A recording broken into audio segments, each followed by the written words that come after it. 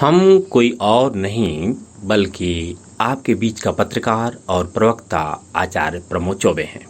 राष्ट्रीय प्रसारण दिवस पर हम आकाशवाणी के श्रोताओं का अभिनंदन करते हैं। बहुजन हिताय बहुजन सुखाय के उद्देश्य में लगे आकाशवाणी के प्रसारण योद्धाओं का वंदन करते हैं। जहां अब भी किसी संचार माध्यम की पहुंच नहीं हो सकी है, वहां पर आकाशवाणी के स्वर पहले की तरह अब भी गूंजते हैं। सूचना, शिक्षा और मनोरंजन का आकाशवाणी से सुंदर माध्यम आज भी कोई दूसरा नहीं है। आकाशवाणी 99% से अधिक भारतीय क्षेत्रों में राष्ट्रीय प्रसारण की अपनी पकड़ बनाने में समर्थ है। 23 जुलाई के दिन ही इंडियन प्रसारण कंपनी ने बम्बई यानी अब मुंबई स्टेशन से रेडियो प्रसारण शुरू किया था।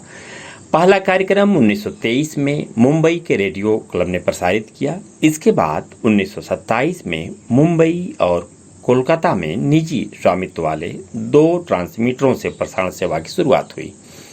सन 1930 में सरकार ने इन ट्रांसमीटरों को अपने नियंत्रण में ले लिया और भारतीय प्रसारण सेवा के नाम से उनका परिचालन शुरू किया।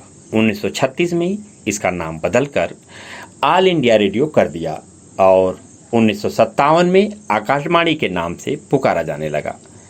भले ही संचार के अनेक माध्यम आए, पर आकाशवाणी का सुंदर विकल्प और कोई न बन सका। हमने महसूस किया है कि अब भी सत्यम शिवम सुंदरम को बखूबी पूर्ण करने में आकाशवाणी ही समर्थ है। सोनभद्र जैसे पिछड़े क्षेत्र के करीब 1/3 क्षेत्रों में मोबाइल नेटवर्क नहीं है। बहुत से क्षेत्रों में बिजली नहीं है, पर सूचनाओं के आदान प्रदान के लिए आकाशवाणी ही एक महज साधन है। अत्यंत पिछड़े कुछ क्षेत्रों में अब भी एक दिन बाद ही यदा कदा समाचार पत्र भी पहुंच पाते हैं। सभी जगहों पर बिजली की पहुंच नहीं होने से टेलीविजन भी नहीं है।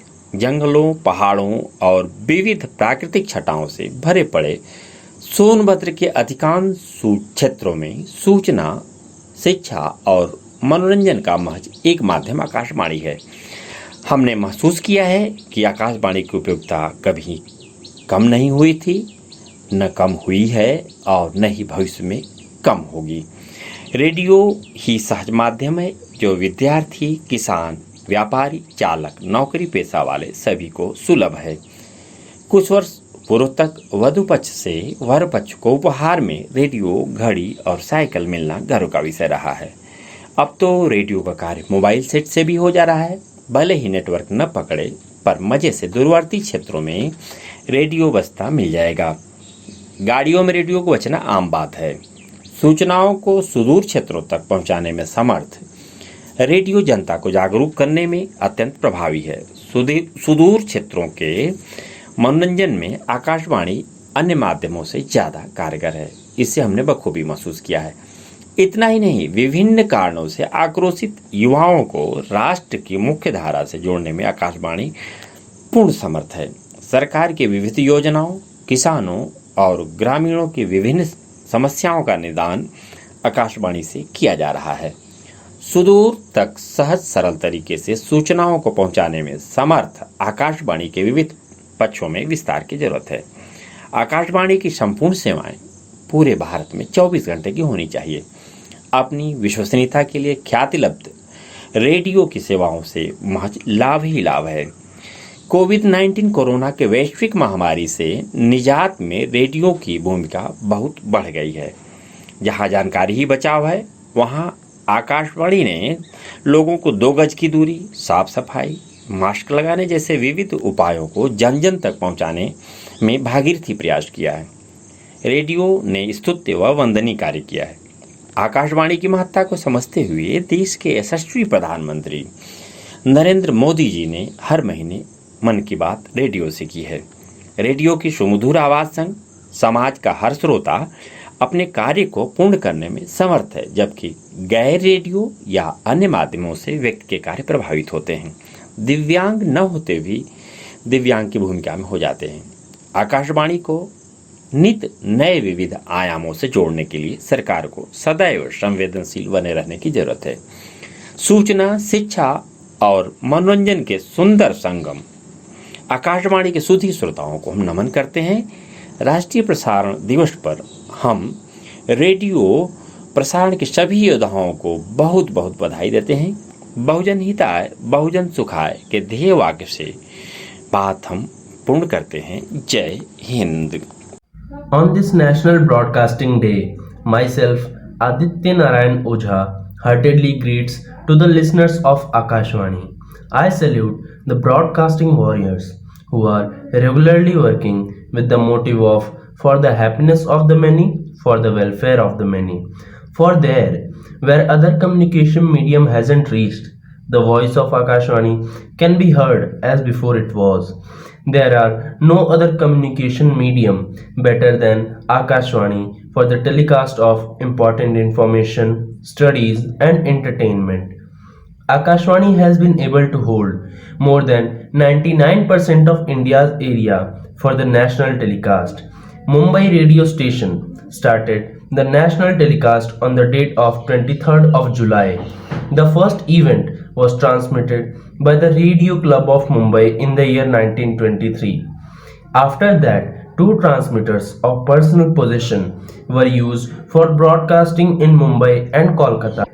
In the year 1930s, government took control over these two personal transmitters and they were restarted with the name of Indian Broadcasting Service. In the year 1936, the name was changed to All India Radio, and in the year 1957 it was called with the name of Akashvani. Even though there came many mediums of communication, but no one else could have made a beautiful alternative to Akashvani. We felt that even in the year 2020, Akashvani is the only one who has completed Satyam Shivam Sundaram Valley. In the backward areas like Sonbhadra, almost one third of it doesn't have mobile network. Electricity hasn't reached different areas, but Akashvani is the only communication medium for the exchange of information. In the very backward areas, letters reach after a day or two. For where there are many places where electricity hasn't reached, television could be not used.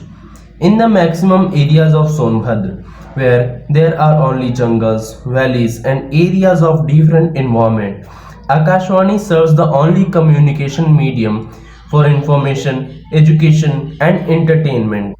We felt that the use of Akashvani has never felt short before, now and after. Radio is the most easy medium, best for students, farmers, business person, drivers and servicemen.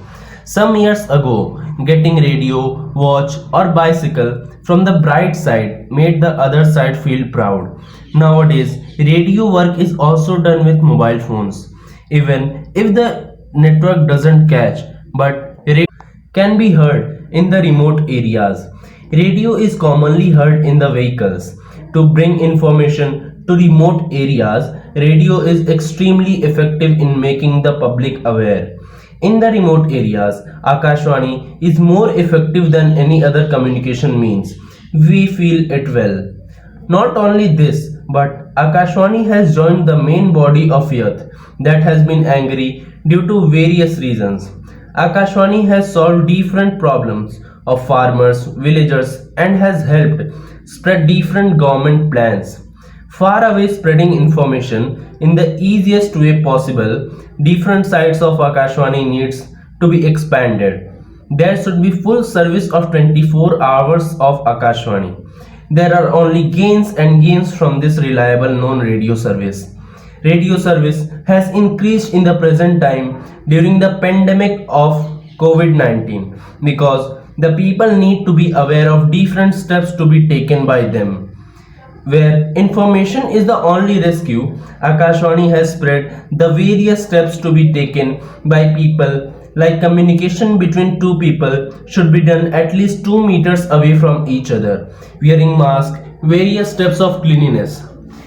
Radio has performed a wonderful job. Understanding the importance of radio, the Prime Minister of the country, Shri Narendra Modi, has done his Mann Ki Baat on radio.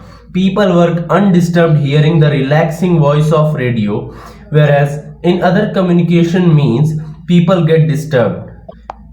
We bow to the listeners of Beautiful Confluence Radio, which helps spread news related to information, studies, environment, and research. We congratulate all the radio broadcast warriors who are regularly putting in their efforts. Hence, we end our words with for the happiness of the many, for the welfare of the many. Jai Hind, Jai Bharat.